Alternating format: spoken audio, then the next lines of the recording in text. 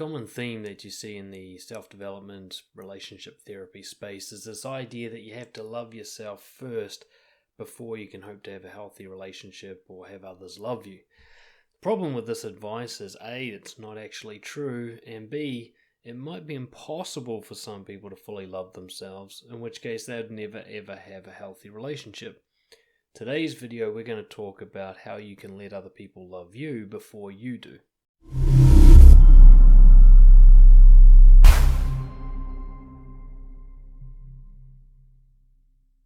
This is also about killing two birds with one stone.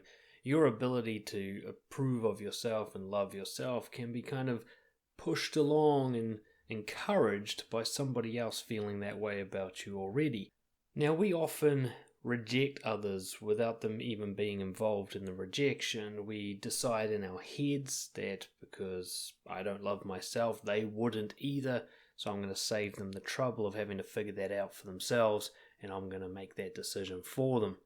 We might not go up to someone we're attracted to. We might end a conversation earlier than the other person wanted to end it. We can go all the way through to sabotaging a relationship and totally ruining it, all under the assumption that this was going to happen anyway. They're not going to really like us once they find out who we are, and so we may as well put an end to it before the carnage begins. In this video, we're going to talk about stopping that behavior and allowing some people to like us even if we don't think they should. Now, why does this happen? It's really about a couple of things. One is toxic shame, something that's usually programmed or conditioned into us as children. This idea there is something wrong with me, fundamentally, unfixable, something that makes me unlovable, something that makes me unworthy, not valuable enough to love. And this idea that this rotten seed lives inside us waiting to be discovered puts us off letting anyone get in too close and letting anyone love us because we fear we're going to let them down. They're going to be disappointed, even hurt, by finding out that we're not as valuable as they originally thought, that it was an illusion and that they shouldn't have loved us in the first place. And this can also be connected to being an avoidant personality or an anxious personality. There's attachment styles that go with that. The idea of it's scary to let someone get too close because then they can hurt me, or it's scary to let someone get too far away because then I'll be lonely. Either way, we become very kind of either needy or avoidant around love, sabotaging it, not allowing it to happen in a healthy way. It's kind of like not being able to sell a product that you don't believe in. Eventually, you're going to find a way to stop the customer from buying it. Now, learning to love yourself, to be able to look in the mirror, both literally and figuratively, and say, you're all right, you'll do, I want to be you rather than anybody else. It is possible. I mean, my whole work as a coach is based on helping people do that. But for some people, this takes a very long time. For some people, it might be many years before they achieve this kind of enlightenment, if you want to call it that. And there will be a few people out there for whom this is impossible. If, for example, you're a borderline personality, you might never get to a consistent state of loving yourself. You might be with, DBT or some form of therapy, you might be able to get to a point where you have moments of self-love. But your natural wiring might always bring you back to pessimism, bring you back to risk aversion, bring you back to hate, and you can never really keep it going. And a lot of people will just struggle with dissatisfaction with themselves their entire lives. We're actually wired to be dissatisfied with ourselves. It's one of the kind of darker motivators to our growth and improvement. So the idea that you must permanently love yourself without any flaws before you can even look at having a relationship, unreasonable, unrealistic, unhelpful. So let's have a look at letting people love you, even if you don't. The thing to keep in your mind is the idea of you just need to get out of your own way. Alright? People are out there waiting to love you, no matter how fucked up you think you are. There are people out there who would prefer you over others, and you just got to get out of the way and let them do that. It's like allowing something magical to happen that you don't understand, but at least not getting in the way of it happening.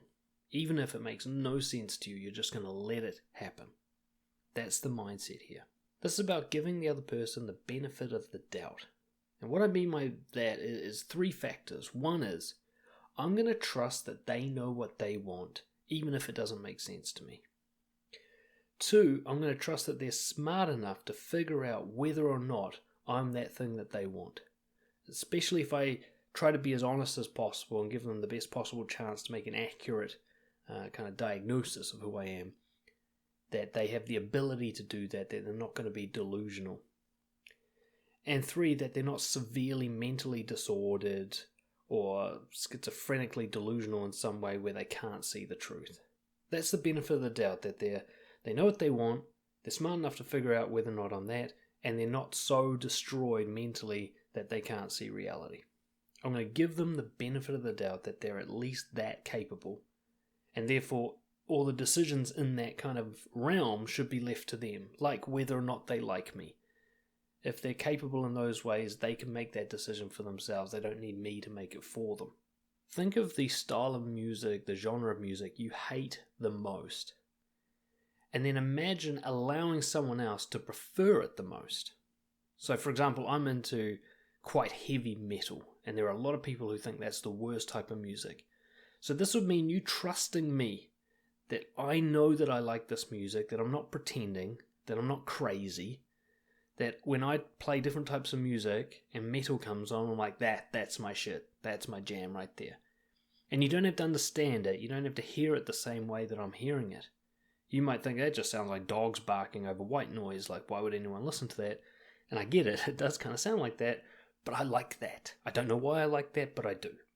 And you just let me buy my metal CDs, or, God, I'm old, albums, and play them, and listen to them, and enjoy it, and just trust that I'm not mentally disordered, that I'm just different to you, and I just have different preferences. And then applying that to you as a person, you are a type of music that somebody wants to listen to the most, even if you think it sucks. I once had a crush on a girl for a very long time, who I thought was out of my league. This is many, many years ago. And we were sitting together once, and I was kind of self-deprecatingly joking about the fact that I've got a bit of a beer gut. You know, I've never seen my abs once in my life. It's kind of my physiology. And I was complaining about my gut. And she said, I actually prefer that. And I just couldn't believe it. I thought she was trying to make me feel better, even though she's got no history of people-pleasing like that. I thought she was lying in some way, or that she was tricking herself. Like, you sure you don't prefer a hard-cut six-pack of abs? But the evidence was clear. All of her ex-boyfriends had been stocky, semi-fat guys. She had never been with a ripped guy, ever. And this is a girl who could have any guy she wants. She always chose chubbier guys. And then she eventually was with me, very briefly. And she enjoyed it. She enjoyed being with me, being naked with me, seeing me naked. I couldn't get my head around the idea that she enjoyed that, because I didn't. I didn't look in the mirror and be like, damn. I was always looking in the mirror with critique, you know, you should be more this and less that. She was like, no, that's it, perfect, done. And this idea began to form, this benefit of the doubt, like, well, you know, she slept with me.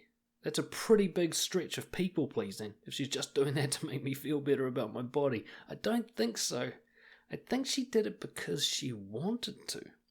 And as much as I can't see her perspective, I can't see me through her eyes that would make her want to, I don't need to. She needs to, and she has. And I have to give her the benefit of the doubt that she's smart enough and capable enough and whatever to make that decision for herself.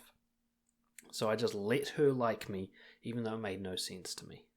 And that was the breakthrough for me, to realize that this girl who could have any flavor of ice cream in the world wants vanilla.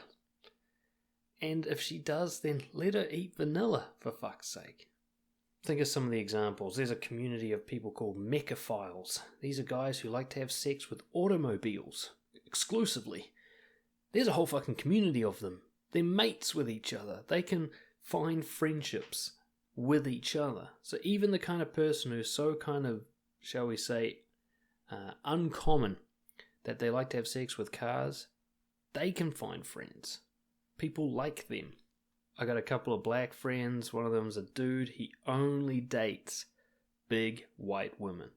He's like trying to live up to a stereotype or something. I don't know. We give him so much shit about it. But he only wants fat women, right? Not chubby, fat. right? He looks at fat women and goes, damn. And he doesn't feel that way about other girls. He doesn't feel that way about the skinny models in the magazines. All right? And how do we know this? He's married to one. All right? That's pretty big stretch if he's faking it. Right? And this is a guy who could probably have just about any girl he wants. He chooses the big girl. So is it really necessary for you to be skinny for guys to like you?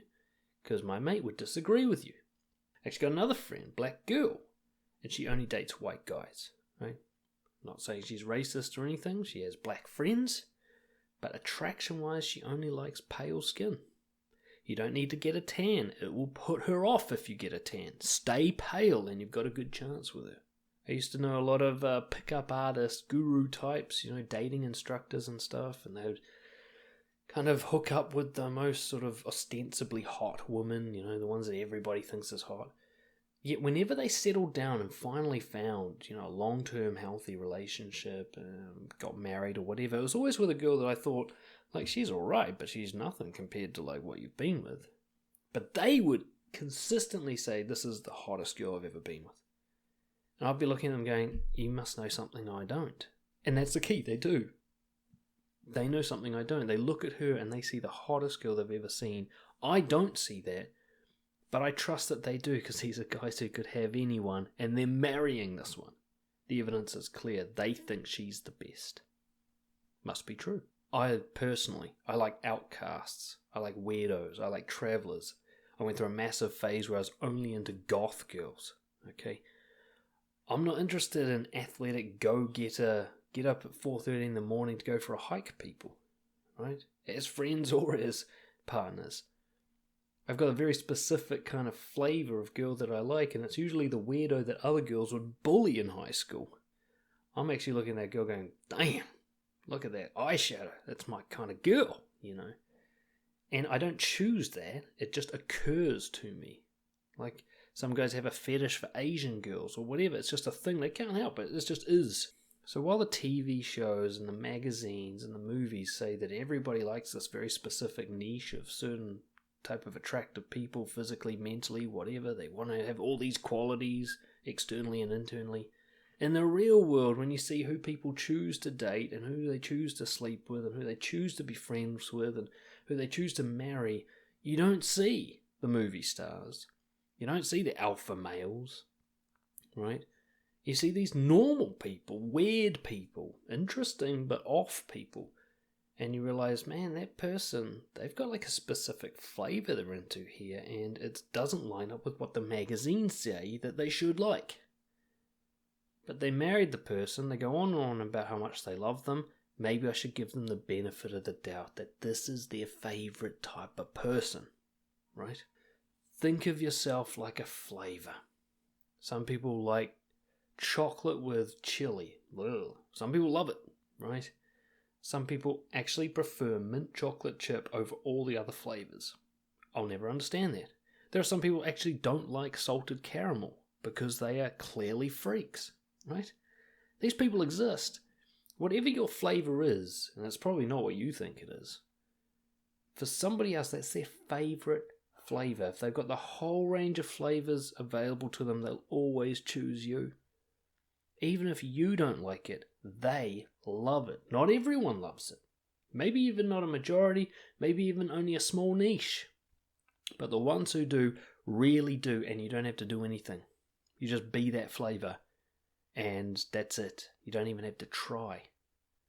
If you can just understand that that's true, it must be true. 7 billion people, 7 billion unique preference profiles. There must be someone who thinks you're the best, right? And you don't have to do anything to make that happen. They already feel that way. You just have to show up and be yourself. Even if yourself is some miserable, pessimistic thing that you don't like, it's still going to be their favourite, right? Trust me, if you're real miserable and pessimistic, goth girls are going to love you. They are. It's proven. I'll never empathise with somebody who prefers cherry ice cream. But I will trust that they know what they're talking about.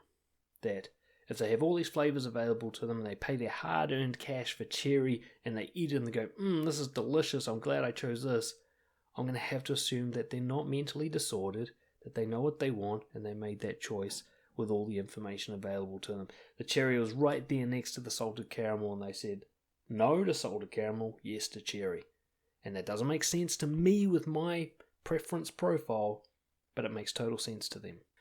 What it comes down to is looking at the evidence and letting it be true, to not fight the evidence, to not prevent evidence from occurring, to allow evidence to come, to look at it, measure it, and go, well, the evidence clearly draws this conclusion that the person likes me.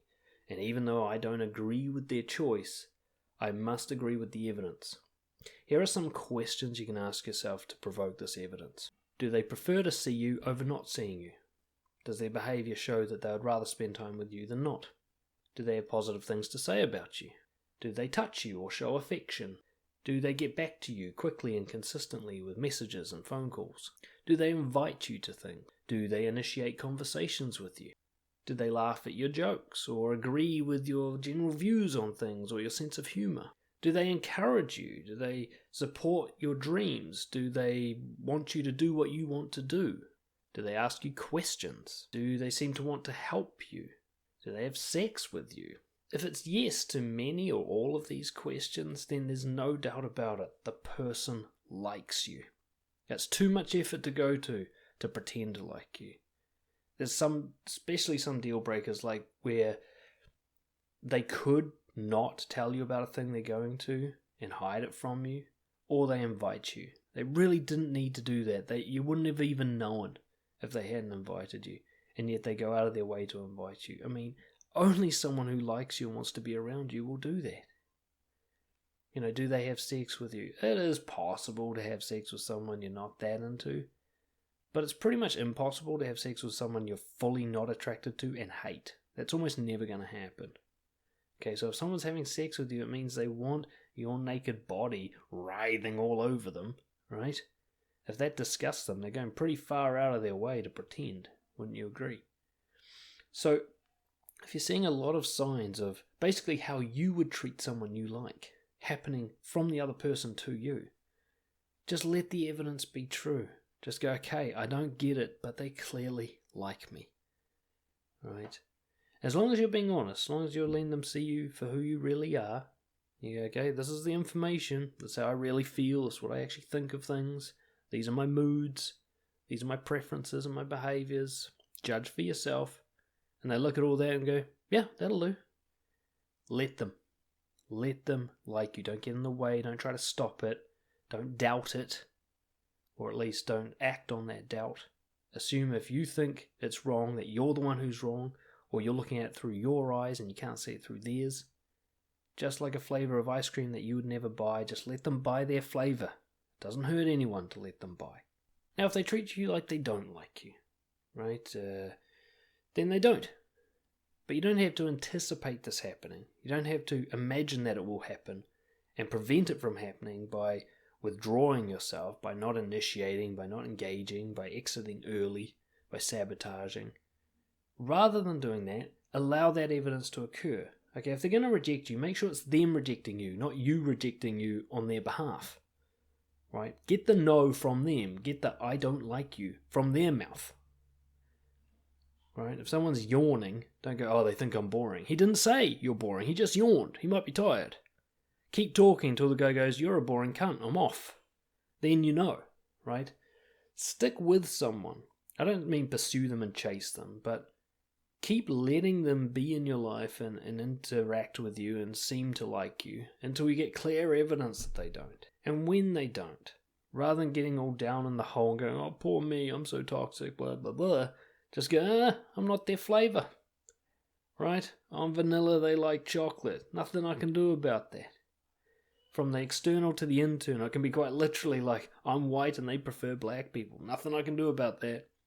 Through to deeper issues like, I'm a kind of conservative politician and they're a liberal and they can't stand conservatism, right? They were like that before they met you. There's nothing you can do about that. You're not their flavour, right? Go find someone for whom you are their flavour. And when you find that person, let them like you. Hope that helps. It certainly helped me. I got out of my own way when it came to women especially and friendships, and I just let people like me even though I didn't agree with them. And alongside all the other work I was doing, eventually I learned to like me too, or at least tolerate me for extended periods of time. If you want help learning to like yourself as well as the stuff we talked about in the video, get in touch, dan@brojo.org. We can talk about some confidence coaching. Otherwise, go out there, let people like you, see what happens. Cheers.